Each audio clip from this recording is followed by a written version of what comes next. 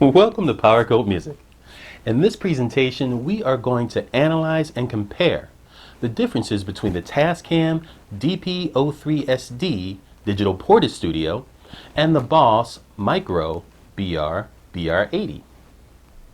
Now, there are many reasons why some folks require pocket-sized or micro mobile multi-track recorders. These units are often used as field or mobile recorders to capture things like song ideas, practices, samples, song demos, podcasts, and much more. You see, the acquired content can then be imported into digital audio workstations or DAWs, or larger hardware digital multi-track recorders to continue the process of audio production or for archiving. Now, both Tascam and Boss, which is a division of Roland Corporation, are direct competitors that sell industry-leading professional quality hardware digital multi-track recorders. The focus of this presentation is the differences between the Tascam DP03SD and the Boss Micro BR-80. Anyone interested in purchasing one of these types of units should be aware of what they can do so that they can avoid buying a unit that may not work best for them. With this, I decided to take a closer look at exactly what those differences are. I strongly suggest, though, that you know your requirements first. You see, this is going to be the key in meeting your objectives for purchasing or upgrading to a compact mobile hardware digital multi-track recorder that best fits your mobile-based workflow. So, sit back, relax, grab your coffee and your tea, and stay with me because we have a lot to cover and you are not going to want to miss it. Now, before we look at a summary and the features of both units, you may want to ask yourself the following questions first. Number 1, how high of a sample rate do I need? Number 2, what effects do I require, if any? Number 3, will I need phantom power? Number 4, do I need a remote control? Number 5, do I need a unit that is able to operate on batteries as well as a power adapter? If you are shopping for a new compact hardware multi-track digital recording unit or looking to make a change, then the answers to these questions will help you determine which digital recorder may work best for you. You see, I chose the Tascam DP03SD and the Boss Micro BR-80 because their prices are comparable and they're direct competitors. The Tascam DP03SD retails for $319 new, and the Boss Micro BR-80 retails for $299 new. So with this, it comes down to what you need and how you work best. Let's start with an overview of the Tascam DP03SD. Initially released back in 2011, DP03SD is a part of the popular DP series product line of Tascam digital multi-track recorders. SD cards are the media for recording with this unit. 2 tracks can be recorded simultaneously, and up to 8 tracks are provided for playback. The unit also includes a built-in mixer, which allows multiple tracks to be mixed down to stereo to create a master track. Once the stereo master track is ready, it can be transferred to a PC that's connected via USB. Using this method, you can also copy the data for individual tracks and backup song files. Now let's take a look at the Tascam DP03SD's features. What we have here is an 8-track digital Portastudio that uses SD cards as recording media. It supports SDHC standards for large capacity cards up to 32 gigabytes. Now, its functions also include simultaneous 2-track recording and 8-track playback at 44.1 kHz at 16-bit. The unit includes 9 45mm faders, with 8 being track faders and 1 being a master level fader. Each track has independent reverb and pan adjustments and track select buttons, as well as volume faders and the track select record buttons. Input on 2 channels are through the standard 6.3mm quarter-inch TRS jacks. You also have XLR connectors, or you can record with the built-in microphones. Now, the XLR connectors can supply phantom power. The unit also has built-in microphones that can record mono tracks separately or in stereo. High impedance guitar input, if you want to record a guitar or bass with the unit, is supported by the standard jack on input A.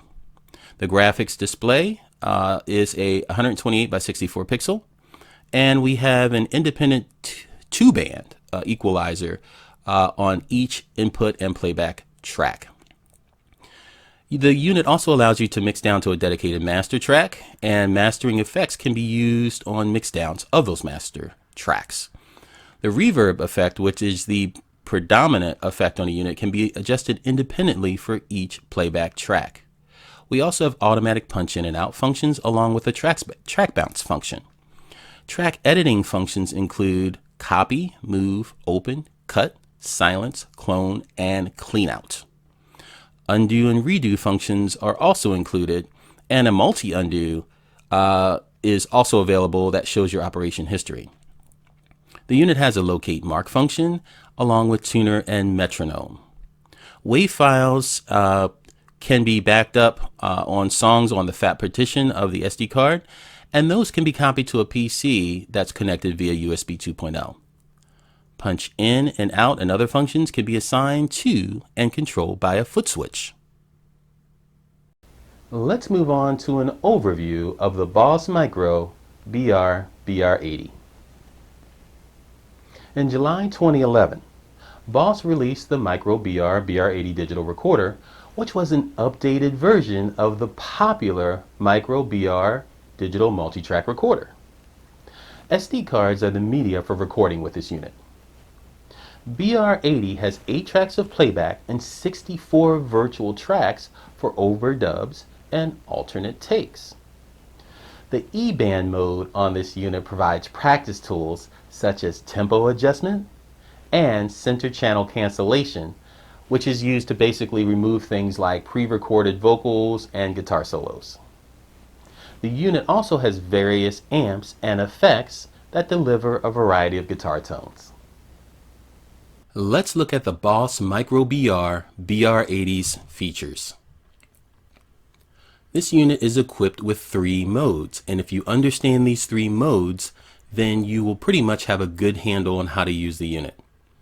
You can use these modes either individually or simultaneously, and they include an 8-track MTR multi-track recorder mode, an E-band mode for on-stage backing tracks and phrase training, and a live recording mode for instantly capturing stereo recordings. You can record to SD or SDHC memory cards of up to 32 gigabytes. The unit has a condenser microphone built in for instant audio capture. It also has 64 virtual tracks and 8 simultaneous playback tracks. It has an E-band function for phrase training and play-along tracks, so you can practice with the unit. It has a library of built-in backing and rhythm patterns, so you can get some drum machine action going there. And it also has track editing along with mastering effects and editing and management. You have complete song management as well as, creation, naming, copying, erasing, and so on to manage your songs. It has COSM amps and effects on board, and you can use this device as a USB audio interface. We're now going to take a look at some of the differences between the Tascam DP-03SD and the Boss BR-80. As you can see here, we have a chart with 3 columns. The first column has our kind of features and specs. The second column are the Tascam values, and the third column are the Boss values. So we're going to start with the first column and we'll go down and compare the units. We'll start with the simultaneous recording tracks. And of course, the Tascam has 2 simultaneous recording tracks and the Boss has 2 simultaneous recording tracks, but it also has a V-track feature, which gives you 64 V-tracks, which are 8 V-tracks per track. Now the Tascam also has a feature kind of like this. It has a undo and redo feature that lets you go so many deep as far as how many takes that you can save and then choose from that take as your final track. So Tascam kind of functions the same way theoretically as the V-Tracks does. Next we'll move on to our simultaneous play tracks. Both have 8, and your sample rate is also the same, which is both are at 44.1 kHz, except when you look at the bit depth for each unit, the Tascam is at 16 bits and the Boss is at 24 bits. So that's a big difference there.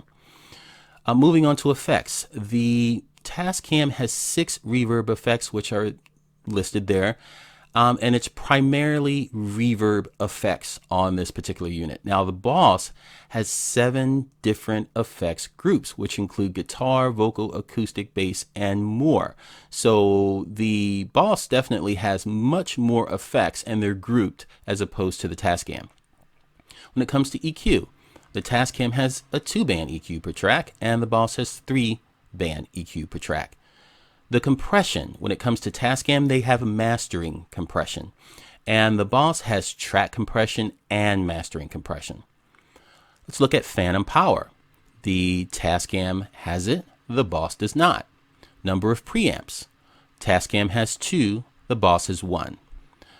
Can it act as an audio face? Let's look at it. The Tascam, it cannot. The Boss, it can. Moving on to analog inputs.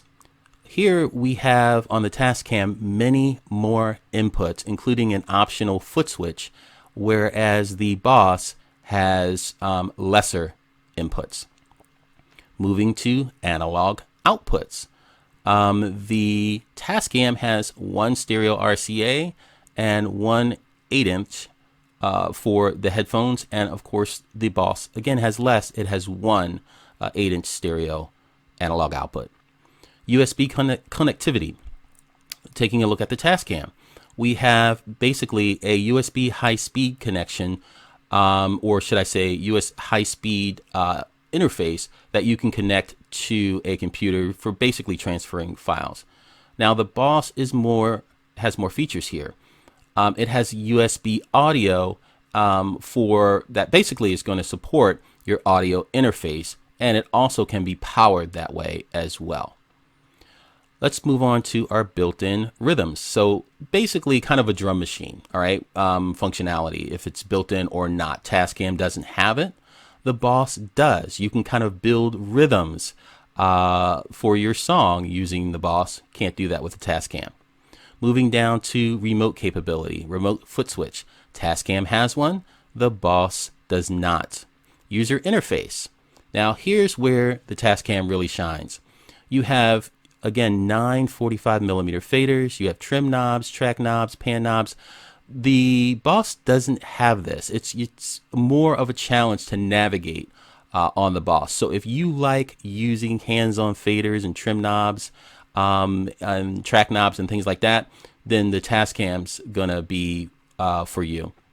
Moving down to the power. The units are different in power. We got a 12-volt DC on the Tascam and a DC 9-volt on the Boss.